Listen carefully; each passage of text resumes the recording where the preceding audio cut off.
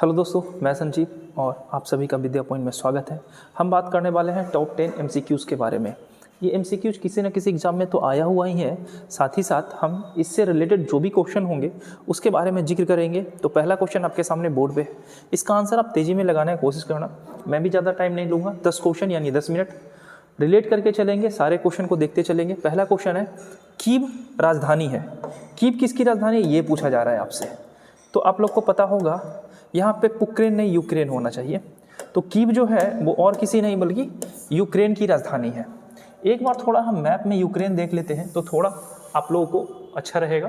Ukraine ये है map Ukraine का मैप अगर दिख रहा होगा तो आपको ये साफ साफ दिख रहा होगा कि हमारा ये जो है यूक्रेन ये यूरोपीय कंट्री है, एक एशिया के पश्चिम में है यूरोप, ठीक है। ये बाउंड्री लगाता है रसिया से, Belarus, Poland, Slovakia, Hungary, Romania और मालदीव, यानी ये लगभग 7 देशों से अपना सीमा लगाता है। इसके अलावा ये ब्लैक सी से भी अपनी सीमा लगाता है और अजोब सी से भी अपनी सीमा लगाता है। अभी चल रहा था युद्ध यूक्रेन और रसिया को लेकर, ये भी आप लोग जानते ही होंगे। नेक्स्ट क्वेश्चन पे चलते हैं। दूसरा क्वेश्चन है, 1857 ईस्वी के विद्रोह में के दौरान जगदीशपुर यानी बिहार के जगदीशपुर में नेतृत्व कौन कर रहा था इस आंदोलन का। तो जैसी जगदीशपुर का नाम आता है वैसे ही नाम आता है बाबू कुंवर सिंह का। और बाबू कुंवर सिंह के एक छोटे भाई भी थे, अमर सिंह, जिन्होंने गोरिल्ला युद्ध का आरंभ किया था। गोरिल्ला युद्ध एक ऐसी युद्ध होती थी जिसमें जंगलों और पेड़ों में छुप करके तीरों और भालों से प्रहार किया जाता था। तो इसका आंसर होगा हमारा कौन, वीर कुंवर सिंह। नेक्स्ट क्वेश्चन पे आते हैं। अस्पष्ट आकाश नीला दिखाई देता है, इसका कारण क्या है। आकाश का नीला दिखाई देने का कारण क्या है। तो आकाश का नीला दिखाई देना ये जो रंगों का प्रकीर्णन के कारण ऐसा होता है। कौन कौन से रंग होते हैं, तो एक होता है हमारा बैगनी रंग और दूसरा होता है नीला रंग। अगर आप रंग के बारे में पढ़े होंगे तो प्रिज्म के बारे में जरूर पढ़े होंगे। श्वेत प्रकाश यहाँ से इंटर करती है और यहाँ से 7 रंगों में विभाजित हो जाती है। और इन 7 रंगों को क्या कहते हैं, तो इन 7 रंगों को विबग्योर कहते हैं। वायलेट जो होता है वो सबसे नीचे होता है, रेड जो होता है वो सबसे ऊपर होता है। रेड का विचलन कम होता है लेकिन इसका तरंगदैर्घ्य होता है जो सबसे ज़्यादा होता है। इसका विचलन अधिक होता है लेकिन तरंगदैर्घ्य कम होता है। एक क्वेश्चन आता है कि लाल रंग जो होता है इसका इस्तेमाल खतरे के निशान में ही क्यों करते हैं, लाल रंग का ही क्यों करते हैं। इसका रीज़न ये है कि विचलन कम होने के कारण इनका तरंगदैर्घ्य अधिक होता है और ये दूर से ही दिखाई देते हैं, इसीलिए हम इसको लाल रंग का इस्तेमाल खतरे में करते हैं। एक क्वेश्चन और पूछा गया था कि बीच में कौन सा रंग होता है प्रिज्म में, तो ये होता है ग्रीन रंग। ये भी क्वेश्चन एग्जाम में एक देखा गया है।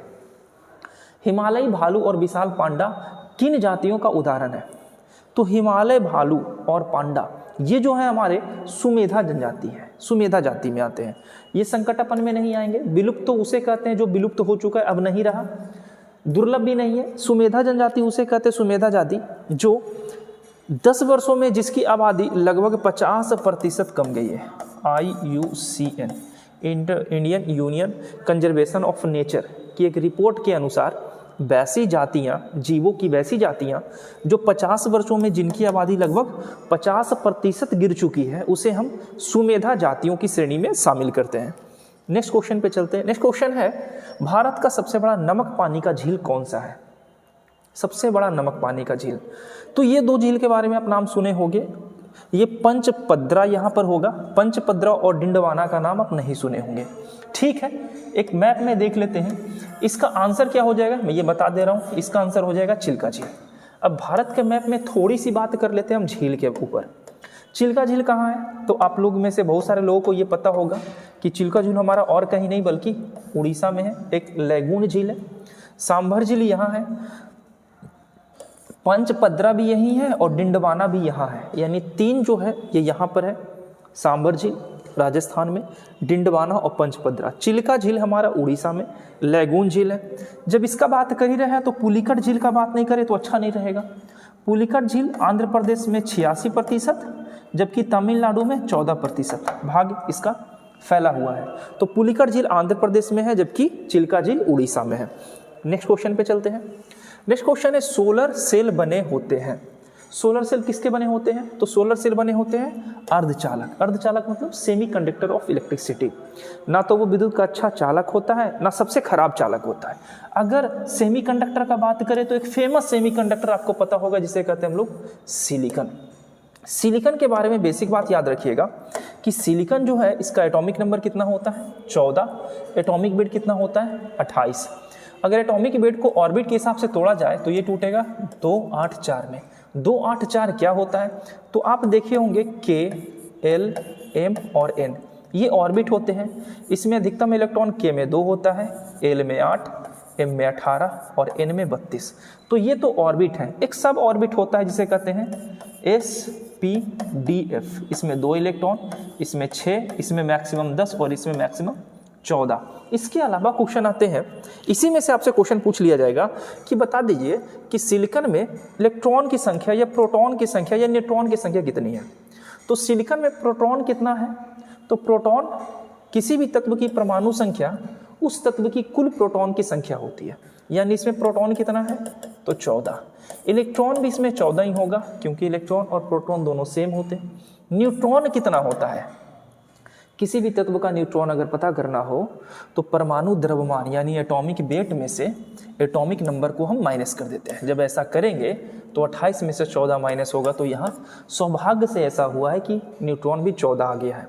अगर हम लेते हैं पोटेशियम, पोटेशियम अगर लेते हैं तो पोटेशियम के होता है K, एटॉमिक नंबर होते हैं 19, लेकिन इसका एटॉमिक नंबर वेट होता है 40। अगर पोटेशियम का अगर न्यूट्रॉन देखिएगा तो यहाँ पे न्यूट्रॉन की संख्या कितनी हो जाएगी? 21। बीपीएससी ऐसा क्वेश्चन बार बार एग्जाम में पूछता है। ठीक है, नेक्स्ट क्वेश्चन पे चलते हैं। अगला क्वेश्चन है, द्वितीय विश्व युद्ध में धुरी राष्ट्रों में इनमें से कौन सा देश शामिल रहता है? धुरी राष्ट्र। तो एक हमारे थे धुरी राष्ट्र और दूसरा जो था वो था हमारा मित्र राष्ट्र। तो धुरी राष्ट्र और मित्र राष्ट्र जानने से पहले ये जान लेते कि फर्स्ट वर्ल्ड वार कब हुआ था? 1914 से 1918। ये बेसिक क्वेश्चन है, सब जानते हैं। वर्साई की संधि हुई थी और यूएन का गठन किया गया था, राष्ट्र संघ का गठन हुआ था। यहाँ पे सेकेंड वर्ल्ड वार कब से कब होगा? तो 1939 से स्टार्ट होगा और 1945 में ख़त्म हो जाएगा। और यहाँ यूएनओ की स्थापना की गई थी। यूएनओ 24 अक्टूबर 1945 में इसकी स्थापना की गई थी। ठीक है, यूएनओ की स्थापना की गई थी 1945 में। सेकेंड वर्ल्ड वार यहाँ पे ख़त्म हुआ है। धुरी राष्ट्र थे और मित्र राष्ट्र थे। धुरी राष्ट्र में कौन कौन शामिल थे और मित्र राष्ट्र में कौन कौन थे? तो यहाँ पूछ रहा है इनमें से कौन देश है जो धुरी राष्ट्र में शामिल नहीं था? तो नहीं था जो था ब्रिटेन, ये मित्र राष्ट्र में शामिल थे। एक क्वेश्चन और पूछ लेता है कि बता दीजिए ना, सेकेंड वर्ल्ड वार का मुख्य कारण क्या था? तो सेकेंड वर्ल्ड वार का मुख्य कारण था जर्मनी के द्वारा पोलैंड पर आक्रमण, ये मुख्य कारण था। फर्स्ट वर्ल्ड वार का भी मुख्य कारण पूछ लेता है, उसका भी देख लेते हैं। फर्स्ट वर्ल्ड वार का मुख्य कारण था सेराजेवो हत्याकांड। आर्कड्यूक फ्रांसिस फर्डिनेंट और उनकी पत्नी गए थे घूमने के लिए, ठीक है, सर्बिया, और वहीं पे उनकी हत्या कर दी गई थी। तो ये था फर्स्ट वर्ल्ड वार का तात्कालिक कारण। नेक्स्ट क्वेश्चन पे चलते हैं। देशांतर रेखा में कौन सा भारत का मानक समय रेखा है? मानक समय रेखा यानी टाइम जोन का बात कर रहा है। कौन है? 82.5 डिग्री, सबको पता है। अब ये बता दीजिए ईस्ट की वेस्ट। तो अगर भारत देखें तो भारत जो है वो एशिया का एक कंट्री है। एशिया पूर्व में स्थित है तो भारत भी पूर्व में स्थित ही होगा। तो एशिया जो है यानी भारत वो ईस्ट नॉर्थ ईस्ट में स्थित है, यानी उत्तर पूर्व में स्थित है। देशांतर पूछे तो पूर्व और अगर अक्षांश पूछे तो नॉर्थ। अब थोड़ा बात कर लेते हैं हम मैप पे। ये हमारा है भारत का मैप। आपको दिख रहा होगा कि भारत में देशांतर समय रेखा यहाँ पे आपको दिखाई दे रही होगी। समय रेखा भारत के कितने राज्य से होकर जाते हैं ये भी क्वेश्चन पूछता है। तो ये तो हमारा है 82.5 डिग्री, ठीक है। ये यूपी, मध्य प्रदेश, छत्तीसगढ़, आंध्र प्रदेश और उड़ीसा, उड़ीसा यहाँ पर है और ये है आंध्र प्रदेश। 5 राज्य से होकर गुजरता है हमारी मानक समय रेखा जो 82.5 डिग्री ईस्ट है। अब एक आता है कर्क रेखा। बता दीजिए कि कर्क रेखा के बारे में। तो अगर कर्क रेखा के बारे में बात करें तो कर्क रेखा भारत के कितने राज्य से होकर गुजरता है? 8 राज्य से होकर गुजरता है। कौन कौन राज्य है? गुजरात, राजस्थान, मध्य प्रदेश, ये हमारा छत्तीसगढ़, ये झारखंड, ये वेस्ट बंगाल, ये हमारा त्रिपुरा और ये हमारा मिजोरम। 8 राज्य से होकर गुजरता है कर्क रेखा। कर्क रेखा किसे कहते हैं? तो 23.5 डिग्री को कर्क रेखा कहते हैं। अच्छा, 23.5 डिग्री क्या? उत्तरी की दक्षिणी, तो ये नॉर्थ हो जाएगा क्योंकि ये अक्षांश रेखा है, ठीक है।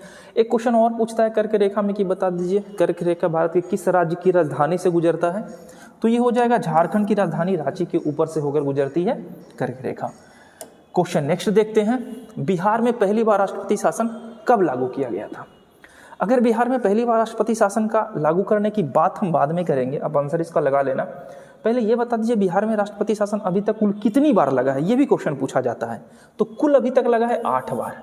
पहली बार लगा था 1968 में, ये 1968 में जून 1968 में लगता है और फरवरी 1969 तक ये चलता है। और इस समय बिहार के मुख्यमंत्री भोला पासवान शास्त्री थे। भोला पासवान बिहार के 3 बार मुख्यमंत्री रहे और तीनों बार उनके तीनों कार्यकाल में राष्ट्रपति शासन लगाया गया था। अच्छा, ये क्वेश्चन और पूछ लेता है कि बता दीजिए अंतिम बार बिहार में राष्ट्रपति शासन कब लगा है। तो अंतिम बार राष्ट्रपति शासन लगा है बिहार में 2005 में, ये मार्च 2005 में लगाया गया था। एग्जैक्ट देखे तो 5 मार्च। और ये ख़त्म हुआ है कब, ये नवंबर 2005 में ख़त्म हुआ था। यानी लगभग 1 साल नहीं कह सकते हैं, 10 महीना तो हो ही गया है, लगभग 10 महीना तक ये लास्ट बार बिहार में राष्ट्रपति शासन लगा था। ठीक है, कुल 8 बार लगा है। 3 बार मुख्यमंत्री रहे भोला पासवान, तीनों बार उनके कार्यकाल में लगा था और इस समय भी भोला पासवान ही मुख्यमंत्री बिहार के थे। नेक्स्ट क्वेश्चन देखते हैं, लास्ट क्वेश्चन है, बास्केटबॉल के मैदान को क्या कहते हैं। एज यूजुअल मैं जैसा आपको बोला था कि मैं जाते जाते आपको एक क्वेश्चन आपके लिए छोड़ता जाऊंगा, ये क्वेश्चन आपके लिए है। इसका आंसर आप कमेंट में करना, इजी क्वेश्चन है, आंसर आप लोग जान भी गए होंगे, कमेंट में जरूर करना। इसी तरीके से मैं करता रहूँगा, क्वेश्चन बनाकर लाता रहूँगा। सारे के सारे क्वेश्चन प्रीवियस ईयर के होंगे, मैं एनालिसिस भी कर दूंगा। आप रिस्पॉन्स देना कैसा चल रहा है, अगर आपका रिस्पॉन्स अच्छा रहा तो मैं नंबर ऑफ क्वेश्चन को बढ़ा दूंगा। तैयारी करते रहें, खुश रहें, पढ़ाई को प्रायोरिटी दें। मिलते हैं हम फिर नेक्स्ट वीडियो में। धन्यवाद।